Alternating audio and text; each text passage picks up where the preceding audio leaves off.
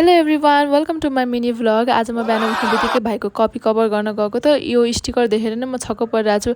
हाम्रो जमानामा त फ्लावर्सको फेरीको के कार्टुनहरूको हुन्थ्यो, यिनीहरूको जमानामा त बिटिएस के हुन् के हो माई गड। म त यिनीहरूको यो स्टिकर देखेर छक्क परिरहेको थिएँ। त्यसपछि मैले कपी कभर गरेर सकेँ। त्यसपछि चाहिँ म फुल हेर्न गएँ, त्यहाँ त फुल्न आँटेको रहेछ। फुलहरू कति धेरै, यो पिङ्क कलरको फुल चाहिँ हामीले पहिला लिएर आएको थियौँ, अनि व्हाइट कलरको पनि फुल्न आँटेको थियो। अनि त्यसपछि म भित्र गएको त बाफ्रे, यहाँ त ड्राई फ्रुट्सहरू खाइरहेको रहेछ। सानोले मलाई 2टा ओखर दिएको थियो, त्यही पनि छिनेर लग्यो, एउटा मात्रै काजु दियो बदमास मेरो भाइ। त्यसपछि हामी चाहिँ खानासाना खाएर दिउँसोतिर यो भोगटी खाएको थियौँ। भोगटी अमिलो यस्तो मिठो भएको थियो नि।